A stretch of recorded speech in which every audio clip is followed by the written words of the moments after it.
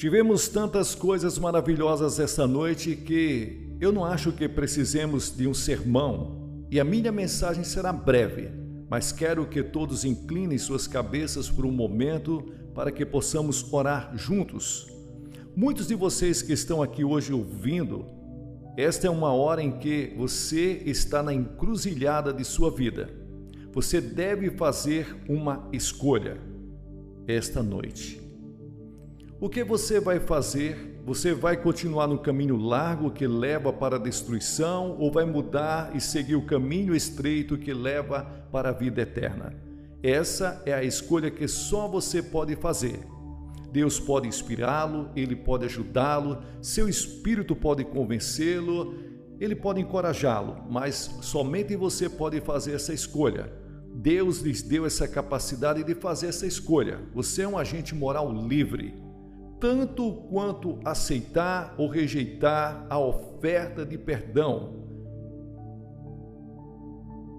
Você deve fazer essa escolha esta noite. E quando você ouvir a mensagem como você vai ouvir esta noite, e como você já ouviu a música, as palavras, os testemunhos, você se torna responsável 100 vezes mais. E você sabe, quem muito recebe, muito é exigido. Portanto, preste muita atenção no que você vai ouvir e responda ao chamado de Cristo.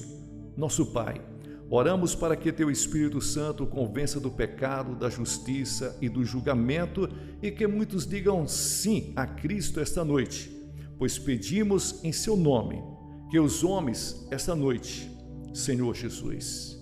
Então quero que vocês voltem comigo para o 9º capítulo do livro de Hebreus, e tem uma frase dessa passagem que eu quero que usemos como um texto esta noite, que diz: sem derramamento de sangue não há remissão de pecados. Sem derramamento de sangue não há perdão. Nós lemos em nossos jornais recentemente sobre os guardas vermelhos da China, marchando pelas ruas de Pequim, gritando um slogan. E era um slogan interessante. O slogan deles era: sem derramamento de sangue não pode haver revolução. Sem derramamento de sangue não pode haver revolução. O ex-presidente do corpo estudantil da UCLA, que agora é cristão, disse a um de meus associados recentemente que o sangue é o símbolo da revolução mundial. E disse que muitos nos campos universitários falam que o sangue se tornou o símbolo da revolução. E ele declarou que nunca teria se tornado cristão se não fosse por ter ouvido a mensagem: sem derramamento de sangue não há remissão de pecados.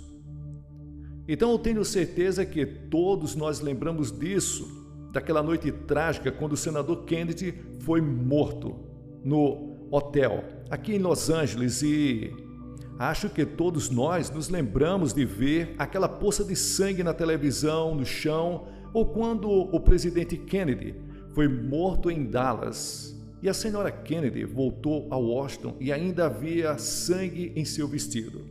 Ou o sangue de Martin Luther King quando ele estava deitado na varanda daquele hotel em Memphis, Tennessee. Sangue é muito interessante que quase todas as religiões do mundo usam o sangue como um símbolo, ou usam o sangue para fazer expiação aos seus deuses ou ao Deus que eles servem. Lembro-me quando estava na faculdade que eu fiz um trabalho de faculdade em antropologia e fiz a minha tese sobre o sangue.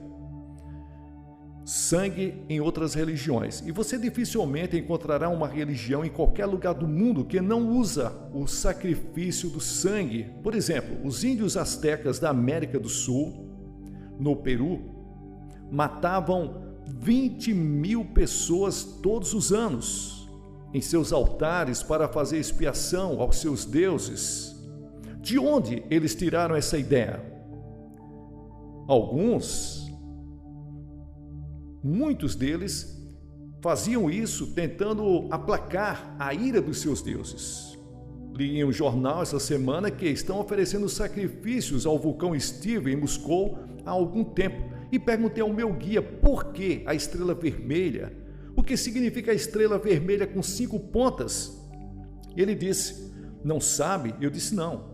Ele disse, a estrela vermelha representa os 5 continentes do mundo e o vermelho representa o sangue que deve ser derramado antes que todos os continentes do mundo se tornem socialistas. Em nossos jornais, que todos os dias lemos, nós vemos sangue sendo derramado no Vietnã e aqui mesmo em Orange County.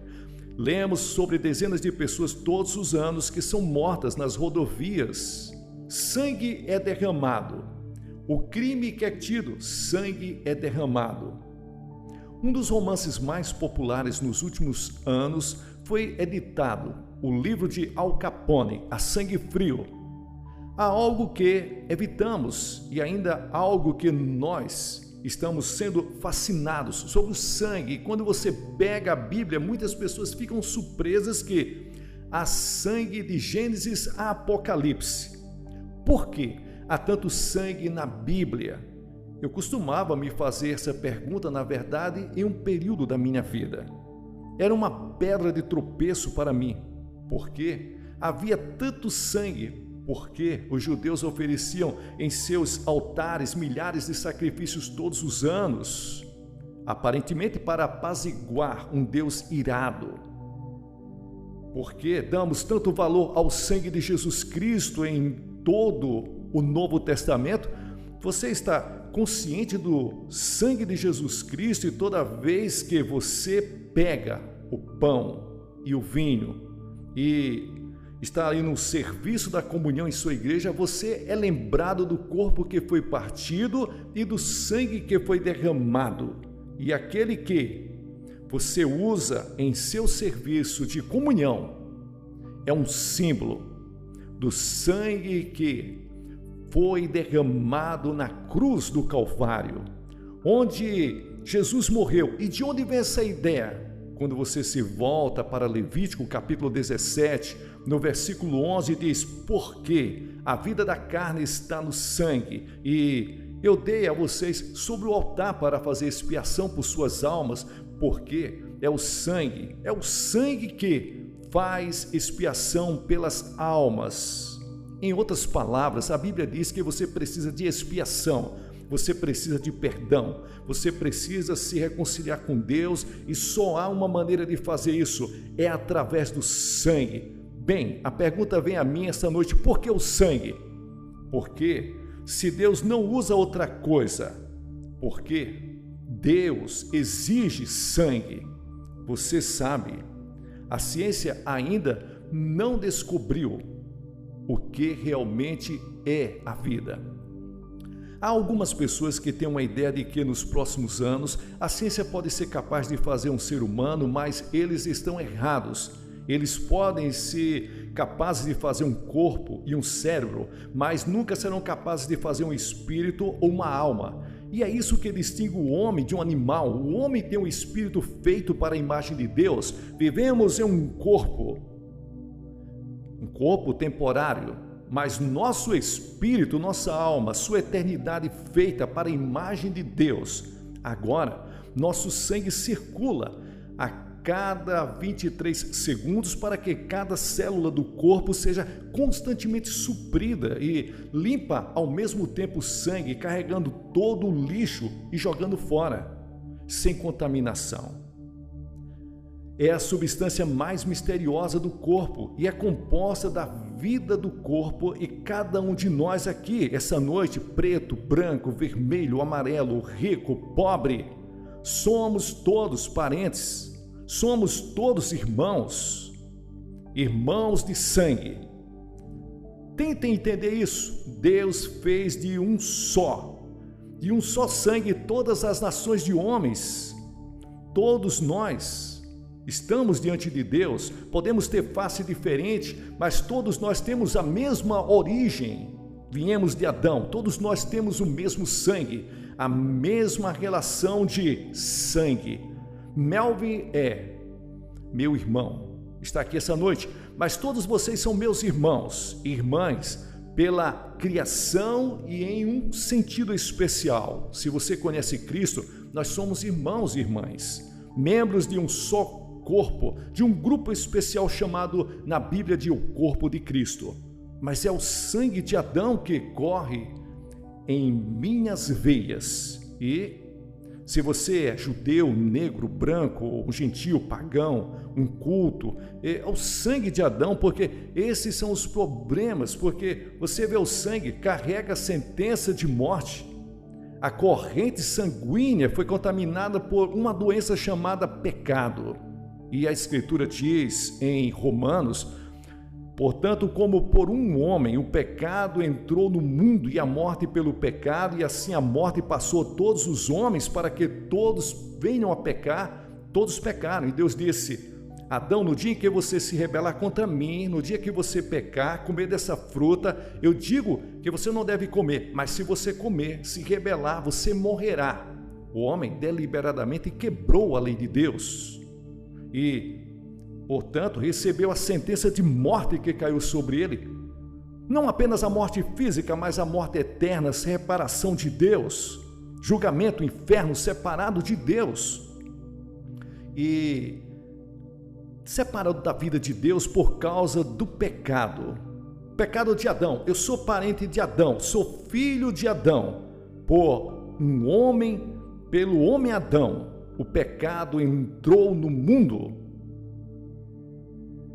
E quando Adão caiu em desgraça com Deus, eu caí. Quando Adão recebeu a sentença de morte, eu recebi a sentença de morte. E hoje a sentença de morte pesa sobre todos os nossos irmãos e irmãs pelo mundo inteiro. Por isso que tem cemitérios testificando o que foi designado ao homem uma vez morrer. Mas esta é apenas a morte.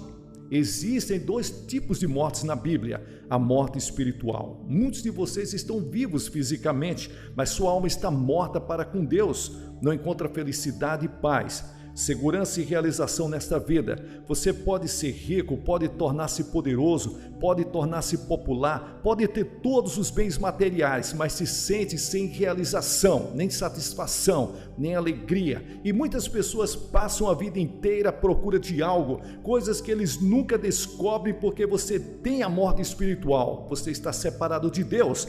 Agora, a segunda morte que a Bíblia chama é a morte eterna. Isso significa que quando você morre, seu espírito vive, mas está separado de Deus. Isso é morte espiritual, eterna. O homem sofre de envenenamento do sangue. Agora, há uma doença no sangue que não sabemos muito, chama-se leucemia. Muitas pessoas morrem todos os anos de leucemia. Mas há outra doença que é fatal para toda a raça humana no sangue, chamada pecado. E tem mortes, pessoas envenenadas, recebendo a penalidade da morte agora. Como podemos ser purificados de nossos pecados? Voltamos direto para Adão e Eva, quando Adão e Eva pecaram contra Deus e se rebelaram contra Deus. Deus poderia ter explodido esse mundo, criado um outro universo, dificilmente saberíamos disso. Mas Deus amou o mundo de tal maneira que deu seu Filho unigênito. Deus não quis que ninguém perecesse, mas que todos viessem ao arrependimento. Deus diz a Adão: eu te amo, até mesmo quando você errou. Eu quero salvar os seus filhos, os filhos de Deus. Então Deus diz: existe uma maneira magnífica, eu tenho um plano para salvar você. Em Adão nós estávamos nus, agora não há nada de errado com a nudez. Dr. David Herbert está aqui esta noite, presidente do seminário mais completo, e ele escreveu um artigo maravilhoso sobre isso. No início, a nudez era o caminho de Deus, mas tornou-se pervertida e distorcida pelo pecado. E os homens se sentiram envergonhados porque muitos tinham consciência de que ele não era mais inocente. E os homens se esconderam de Deus e tentou semear folhas de figueira e se cobrir, mas eles não conseguiram. Muitos de vocês hoje à noite estão aqui tentando se cobrir com folhas de figueiras. E isso representa a sua religiosidade. Pode ser uma vida razoavelmente bem, suas próprias justiças, participando de igreja, tendo sido batizada, outras coisas e formalidades. Mas você pode passar por Deus de alguma forma, você pode chegar ao céu, você está costurando as folhas de figueira, tentando desenvolver sua própria salvação. A Bíblia diz, por mim sois salvos pela fé. Isso não vem de vós, é um dom de Deus, não das obras para que ninguém se glorie. Você não pode salvar a si mesmo, não pode trabalhar do jeito que você quer, você não pode comprar salvação com todo o dinheiro.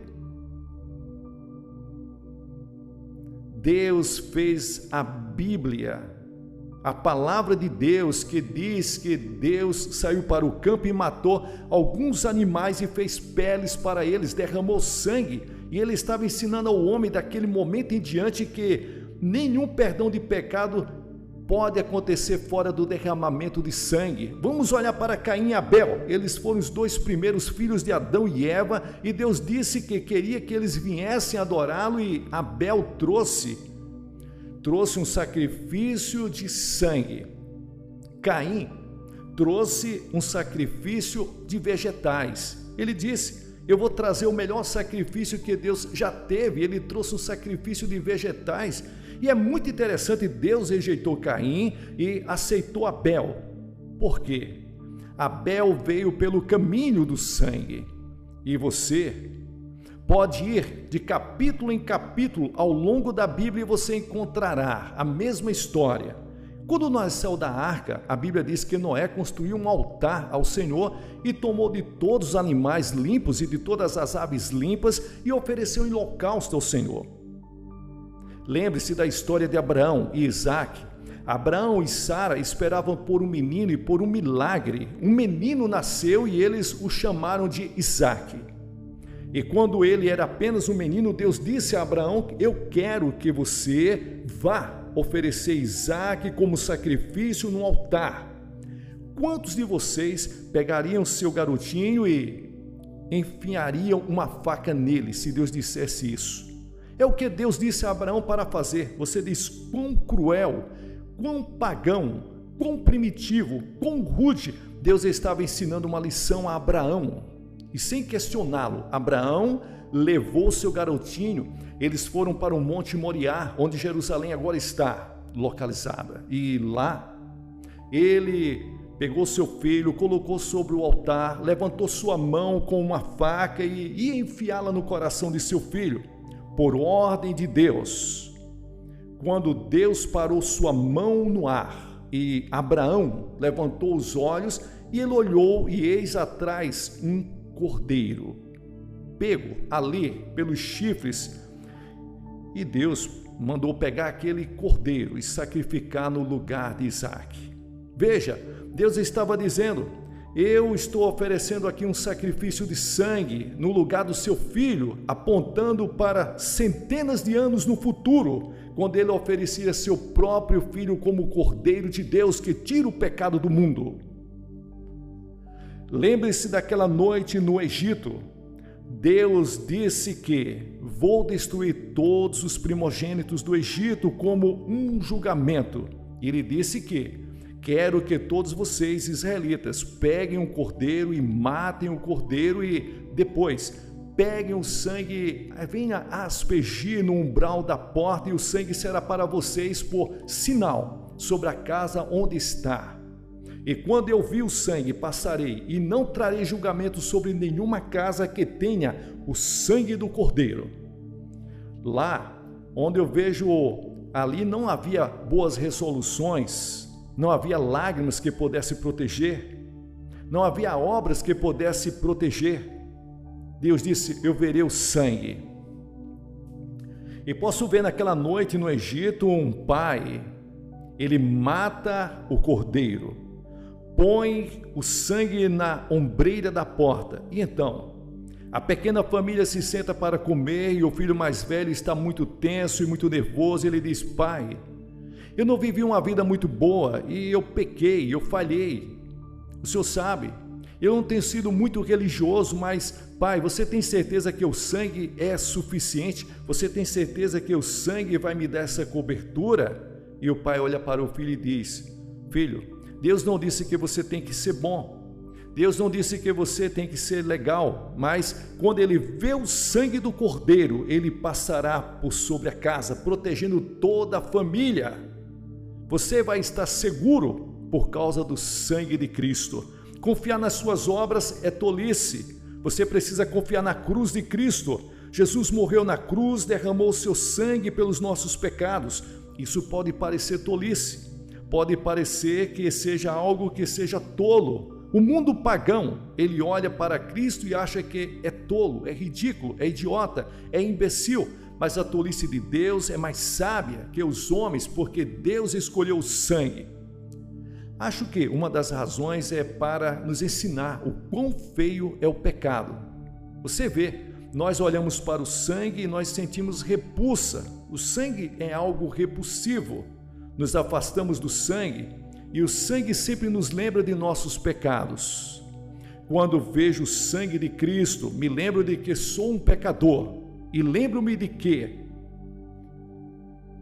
Deus me ama. Glória a Deus! É assim que os pecadores, aos olhos de Deus, repelem a Deus, se afastam de Deus. Mas isso é por causa dos nossos pecados. Quando eu vejo o sangue, por onde passarei? Olho para o Novo Testamento e nosso Senhor está chorando por Jerusalém, Ele está suando gotas de sangue no jardim e assim por diante. A cruz, Ele está morrendo e o sangue está descendo por seu rosto e descendo por suas mãos e do seu lado e por seus pés. 14 vezes Ele previu a sua própria morte. Ele disse a Nicodemos: como Moisés levantou a serpente no deserto, assim deve o Filho do Homem ser levantado. O sangue de Cristo é mencionado no Novo Testamento 255 vezes. Por quê?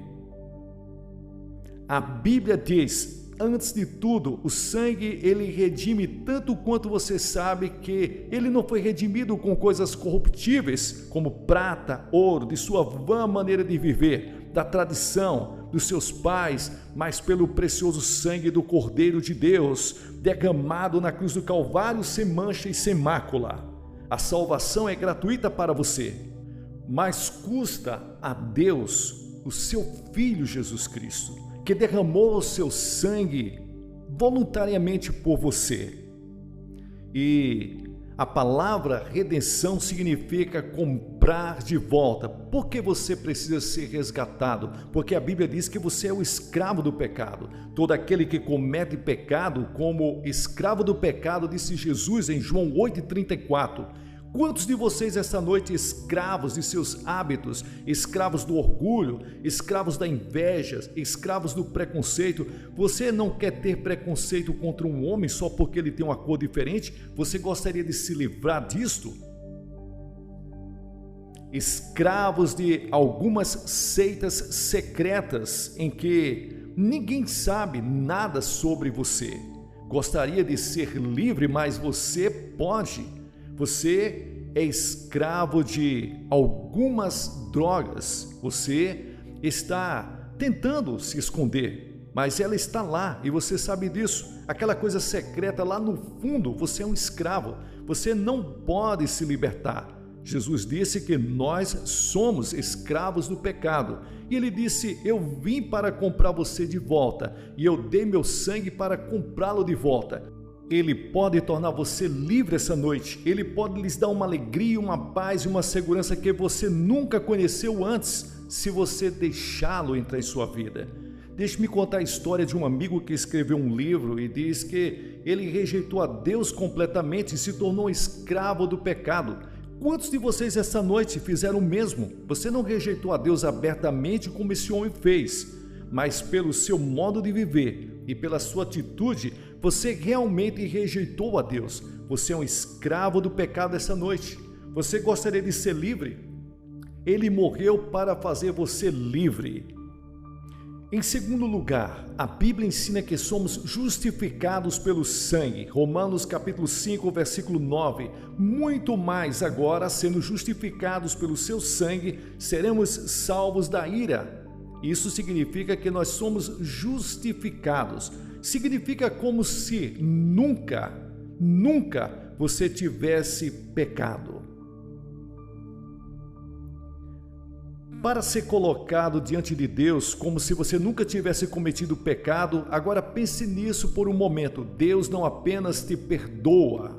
Você gostaria de ser perdoado, mas Ele faz mais do que isso. Ele te justifica como se o pecado nunca tivesse sido cometido. E é feito pelo sangue de Jesus Cristo, sendo justificado pelo seu sangue. Não me pergunte como, eu não sei. Mas quando eu aceitei Jesus Cristo pela fé, eu quero te dizer, fui perdoado. Eu quero te dizer isso. Quando eu chegar na entrada do céu, não vou dizer, Senhor, meu nome é Billy Graham. Eu era aquele pregador que preguei naquelas cruzadas. Eu vou dizer, Senhor, eu estou aqui implorando. E não é nada além a não ser pelo sangue de Jesus Cristo. Essa é a senha, a única senha, a cruz de Cristo. A salvação realizada pelo sangue de Jesus Cristo, o perdão que Deus derrama esta noite, que nos torna limpo, puro, mais do que qualquer virgem que jamais viveu. A visão de Deus é que quando Ele olha para você, Ele vê você completamente limpo pelo perdão dos pecados e Deus não consegue se lembrar dos seus pecados. Você pode lembrar, mas é como se você nunca tivesse pecado. Então a Bíblia diz que o sangue nos torna todos iguais, uma língua, uma raça. Quando você está aqui nessa noite, Deus nos torna membros de um só corpo. Como é na realidade maravilhoso ser membro do corpo de Cristo, de todas as línguas, do mundo todo, de todas as raças do mundo. Deus nesse momento, Ele está olhando para nós como um só povo. E Ele está lá. Aos milhares, pessoas estão em todos os lugares, mas Deus está olhando como um só povo.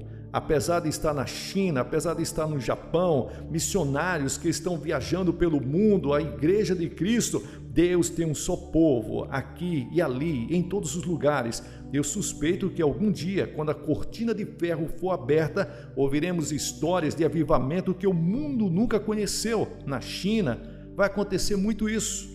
Na Europa Ocidental, esta noite Deus está trabalhando onde membros do mesmo corpo. E quando eu encontrei cristãos no verão passado, eu conheci cristãos de todos os países da Europa Ocidental. Eu os conheci na Rússia, eu os conheci na Tchecoslováquia, na Bulgária, na Romênia, na Hungria. E em todos esses países eu conheci cristãos.